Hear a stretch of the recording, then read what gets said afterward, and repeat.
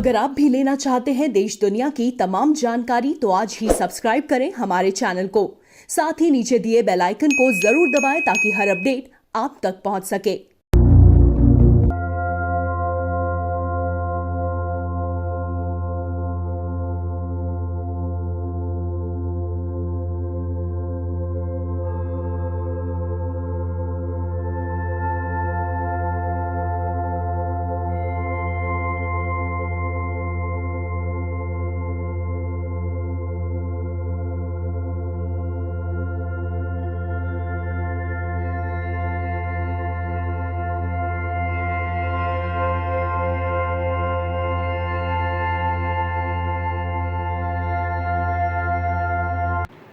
नमस्कार, प्रवास साक्षी news network पर आप सभी का स्वागत है। चीन की चाल से पूरी दुनिया वाकिफ है।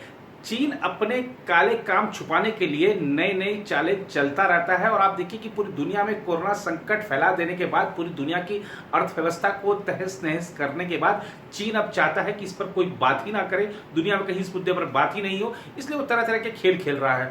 भारत के साथ उसका तनाव इस समय उच्च स्तर पर है। पूर्वी लद्दाख में चीन जो कर रहा है उसकी हम आपको विस्तृत जानकारी देंगे। भारत की क्या तैयारी है उसके बारे में भी चर्चा करेंगे।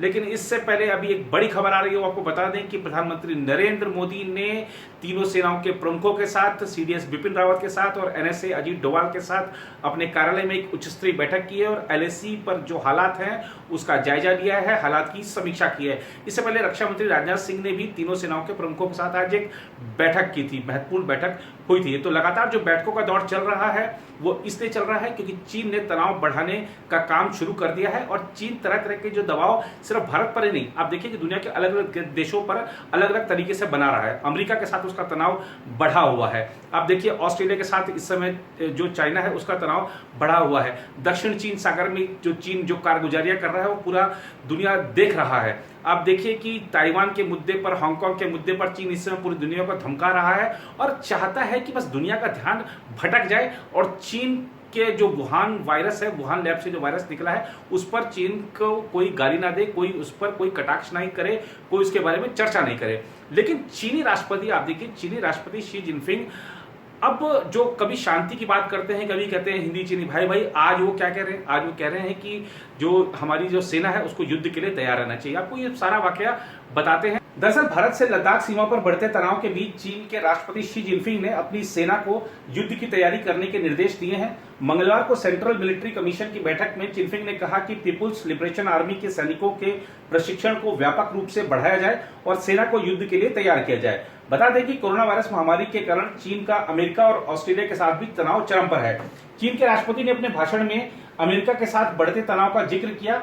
इसके अलावा उन्होंने ताइवान के नेताओं के साथ बातचीत और डिप्लोमेसी भी बढ़ाने की बात की। उन्होंने यह भी कहा कि जरूरत पड़ने पर ताइवान के खिलाफ बल प्रयोग भी किया जाएगा। हांगकांग को लेकर जिनपिंग ने कहा कि नए कानून से लोकतंत्र समर्थक आंदोलनकारियों पर नकेल कसी जाएगी। चीन आग से क्यों खेल रहा है, इसका पूरा खेल समझिए। दरअसल चीन से फैले कोरोना संक्रमण के कारण पूरी दुनिया परेशान है, लेकिन चीन अपने गुनाहों पर पर्दा डालने में जुटा है। यह भी खबर है कि भारत से लगती सीमा पर सैन्य झड़पों के बाद चीन ने न केवल अपने सैनिकों की बड़ी संख्या में सीमा के पास तैनात कर दिया है, बल्कि ऊंचाई वाले इलाकों में उड़ान भरने के अनुकूल लड़ाकू विमान J-11 और J-16S को भी ऑपरेट करना शुरू कर दिया है। तस्वीरों को ओपन सोर्स इंटेलिजेंस एनालिस्ट ने जारी किया है, कुछ तस्वीरें जारी की गई हैं। ताजा सैटेलाइट तस्वीरों से खुलासा हुआ है कि चीन ने नगरी गुनसा एयरबेस पर लड़ाकू विमानों के परिचालन को तेज कर दिया है। इतना ही नहीं, हाल के दिनों में यहां कई ट्रांसपोर्ट विमानों की लैंडिंग भी हुई है। माना जा रहा है कि भारत से लगी सीमा पर अपनी स्थिति को मजबूत करने के लिए चीन आवश्यक सैन्य साजो सामान को पहुंचा रहा है। लद्दाख के नजदीक इस चीनी एयरबेस को बढ़ाने का काम भी किया जा रहा है।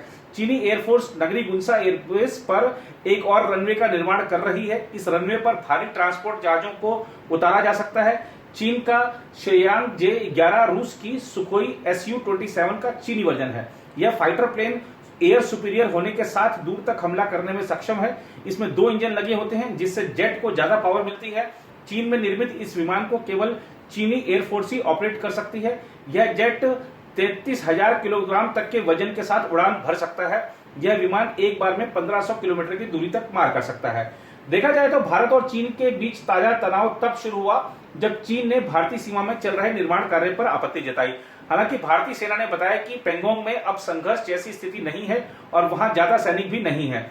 शुक्रवार को भारतीय थल सेना के प्रमुख जनरल मनोज मुकुंद नरवणे ने 14 कॉर्प्स के लेह स्थित मुख्यालय का दौरा किया था और एलएसी पर सुरक्षा बलों की तैनाती का जायजा लिया था।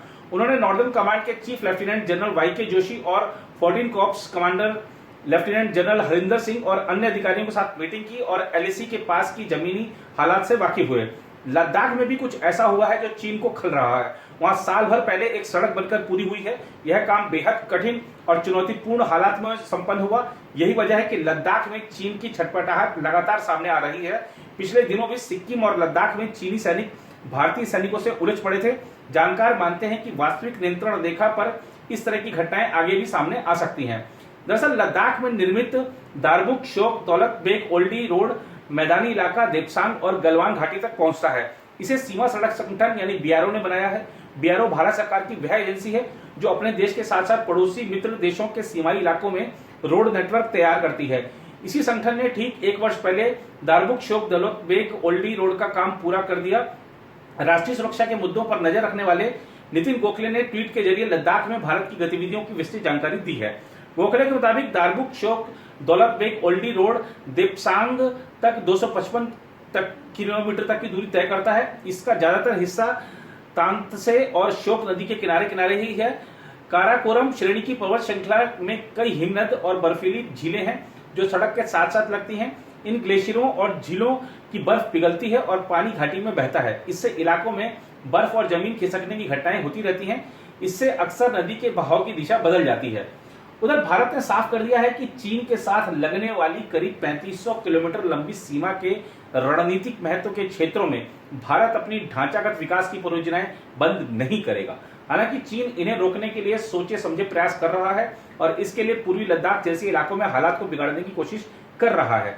समझा जाता है कि रक्षा मंत्री राजनाथ सिंह ने सेना के शीर्ष अधिकारियों को यह कहा है कि कई संवेदनशील इलाकों में चीन के सैनिकों के आक्रामक व्यवहार के बावजूद लद्दाख, सिक्किम, उत्तराखंड और अरुणाचल प्रदेश में वास्तविक नियंत्रण रेखा पर महत्वपूर्ण परियोजनाओं के क्रियान्वयन की पुनः समीक्षा करने की आवश्यकता नहीं है। सूत्रों ने बताया कि दोनों पक्षों के बीच करीब 20 दिन तक चले गतिरोध के मद्देनजर भारतीय सेना ने उत्तर सिक्किम, उत्तराखंड, अरुणाचल प्रदेश और लद्दाख में संवेदनशील सीमावर्ती इलाकों में अपनी मौजूदगी उल्लेखनीय ढंग से बढ़ाई है और यह संदेश दिया है कि भारत चीन के किसी भी आक्रामक सैन्य रुख के आगे रुकने वाला नहीं है।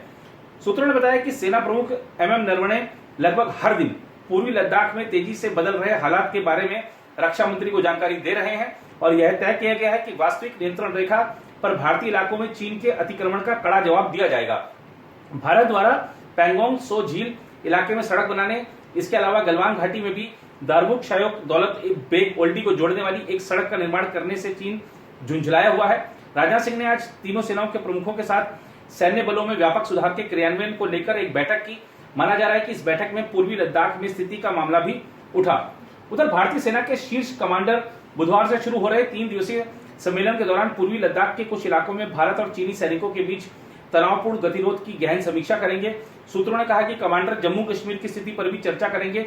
इसके साथ ही राष्ट्रीय सुरक्षा को प्रभावित करने वाले मुद्दों पर भी इस दौरान चर्चा की जाएगी। उन्होंने कहा कि सम्मेलन के दौरान मुख्य रूप से ध्यान पूर्वी लद्दाख की स्थिति पर ही होगा, जहां पैंगोंग त्सो, गलवान घाटी, देवचौक और दौलत बेग ओल्डी में भारतीय और चीनी सैनिक आमने सामने अड़े हैं। इस इलाके के सभी संवेदनशील क्षेत्रों में भारत और चीन दोनों ने अपनी मौजूदगी महत्वपूर्ण रूप से बढ़ा दी है, जिससे संकेत मिलते हैं कि इस टकराव का जल्द कोई समाधान शायद न मिले। दोनों तरफ से इसे बातचीत के जरिए सुलझाने का प्रयास भी किया जा रहा है।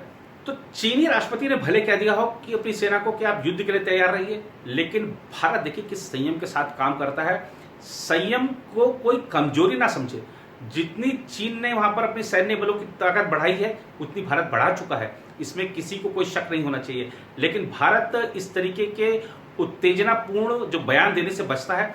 भारत संयम रखता है, शक्ति भी दिखाता है जब जरूरत पड़ती है, और पूर्व में भी दिखाया है, आगे आने वाले समय में भी दिखाएगा। और प्रधानमंत्री नरेंद्र मोदी ने आज जो बैठक की है, आप देखिए कि भारत की तरफ से कोई ऐसा कड़ा बयान जारी नहीं किया गया जैसा चीन ने कह दिया कि अपने सैनिकों को युद्ध के लिए तैयार रहने के लिए। तो भारत संवेदनशीलता के साथ इस मुद्दे को सुलझाएगा। लेकिन प्रधानमंत्री नरेंद्र मोदी बार बार साफ कर चुके हैं कि अब भारत आंख में आंख मिलाकर बात करता है, आंख छुपाकर बात नहीं करता। और वही स्थिति है, आपने चीन डोकलाम में देख चुका है कितने दिनों तक उसने अड़ा रहा, अपने जिद पर अड़ा रहा, लेकिन आखिरकार उसको पीछे हटना पड़ा था। भारत झुकने वाला नहीं है।